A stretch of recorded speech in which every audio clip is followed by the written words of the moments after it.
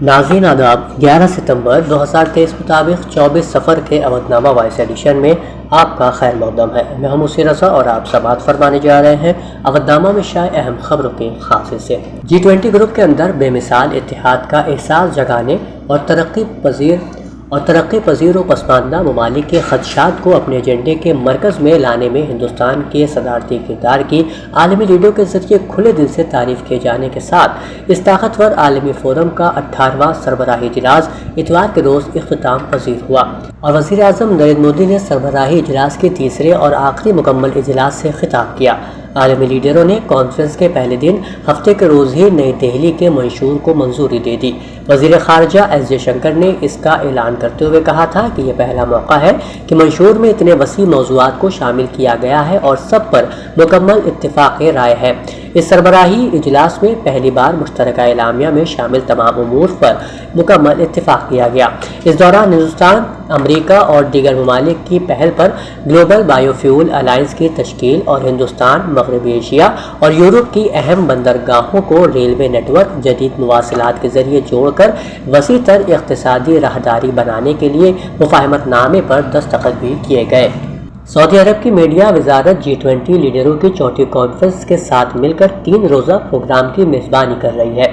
اس تقریب کا مقصد سیاحت، تفریح، ٹیکنالوجی، ثقافت اور کھیلوں کے شعبوں میں سعودی عرب کے عظیم الشان منصوبوں کا عمیق اور تفاعلی تجربہ فراہم کرنا ہے۔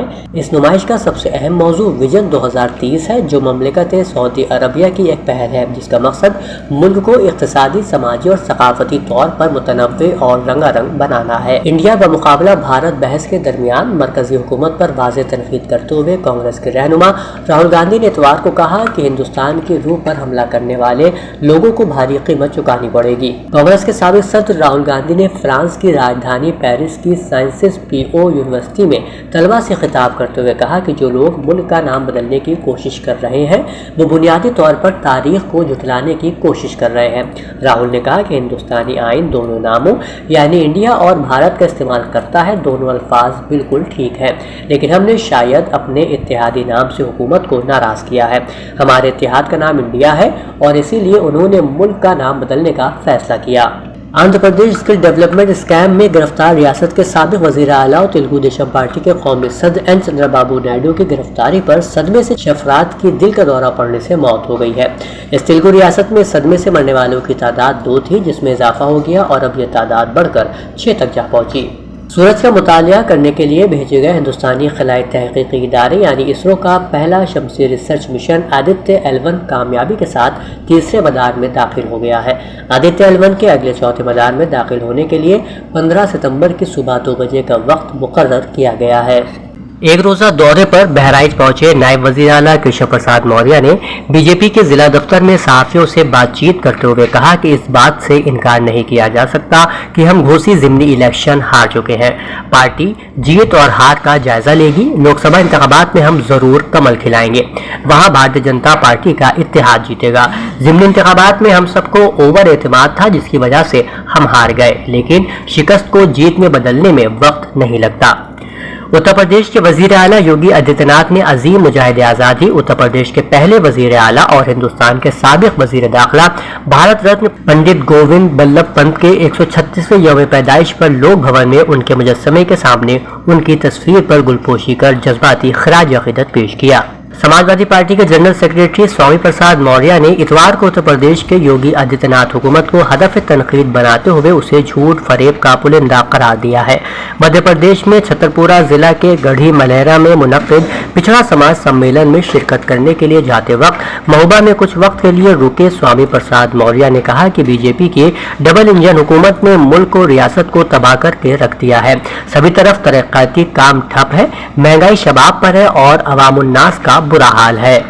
دارالحکومت کے یونٹی کالج کے 10ویں جماعت کے طالب علم قائم عباس زیدی نے علاقائی ایتھلیٹس مقابلے میں 100 میٹر ایونٹ میں گولڈ میڈل اور 2 ضربے 400 ریلے ریس میں سلور میڈل جیت کر لکھنؤ اور یونٹی کالج کا نام روشن کیا ہے۔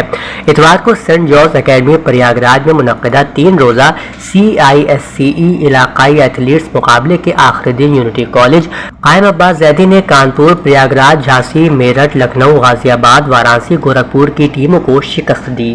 لوک سبھا انتخابات کی تیاریوں کے پیش نظر کانگریس پارٹی نے اساتذہ کے درمیان اپنی جگہ بنانے کے لیے کمر کس لی ہے۔ آج اتر پردیش کانگریس کے دفتر نہرو بھون میں منعقدہ ٹیچرز کانگریس کی میٹنگ میں اساتذہ کے مختلف مسائل پر تبادلہ خیال کیا گیا اور اساتذہ کے درمیان کانگریس کی تنظیم کو وسعت دینے کی حکمت عملی بھی بنائی گئی، جس میں اساتذہ کے سب سے بڑے مطالبے پر بھی بات کی گئی، پرانی پینشن کی بحالی کے حوالے سے، اور اس کے ساتھ ہی ٹیچرز مینیفیسٹو کے ذریعے اساتذہ میں تنظیم سازی کی حکمت عملی اور بی جے پی حکومت کی جانب سے اساتذہ کی سروس اور اعزازیے کو ختم کرنے کی سازش پر بھی بات چیت ہوئی۔ اودھ میں شائع جہانما خبروں کے مطابق مراکش میں گزشتہ روز آنے والے تباکن زلزلے کے نتیجے میں ہلاکتوں کی تعداد 2000 سے تجاوز کر گئی۔ امدادی ٹیمیں ملبے میں دبے زندہ لوگوں کو بحفاظت باہر نکالنے کے لیے سرگرم ہے۔ ورلڈ ہیلتھ آرگنائزیشن نے کہا کہ مراکش شہر اور آس پاس کے علاقوں میں 3 لاکھ سے زائد لوگ متاثر ہوئے ہیں۔ فوج اور ایمرجنسی سروسز دور دراز پہاڑی دیہاتوں تک پہنچنے کے لیے بھاگ دوڑ کر رہی ہے، جہاں متاثرین کے پھنسے ہونے کا خدشہ ہے۔ جاپان کے وزیر اعظم فومیو کشیدا نے مراکش میں تباکن زلزلے سے متاثرہ لوگوں کے تئیں تعزیت کا اظہار کرتے ہوئے کہا کہ ان کا ملک وہاں تمام ضروری مدد فراہم کرنے کے لیے تیار ہے، اور ٹیونیشیا نے بھی متاثرہ علاقے میں ریسکیو ٹیم بھیجنے کا اعلان کیا ہے۔ امریکی سینیٹر کرس وین ہالینڈ نے کہا ہے کہ بائیڈن انتظامیہ پاکستانی سیاست میں کوئی کردار ادا نہیں کر رہی ہے، اپنے رہنماؤں کا انتخاب پاکستانی عوام خود کرے گی۔ ان کا کہنا ہے کہ پاکستان میں گزشتہ سال آنے والے سیلاب متاثرین کے لیے امریکہ ہی سب سے پہلے سامنے آیا تھا، اور اس نے ہی معاشی ریلیف کے لیے IMF کے پاکستان کے ساتھ تعاون کو یقینی بنانے میں کافی مدد کی تھی۔ انہوں نے کہا کہ میں پاکستان کے معاملات کو قریب سے دیکھ رہا ہوں، تمام معاملات کے لیے صاف اور شفاف انتخابات ضروری ہے۔ نامہ میں شائع مضامین کو مکمل طور پر پڑھنے کے لیے اودھ نامہ کی ویب سائٹ www.avodhnama.com پر وزٹ کریں اور ای پیپر پر کلک کریں۔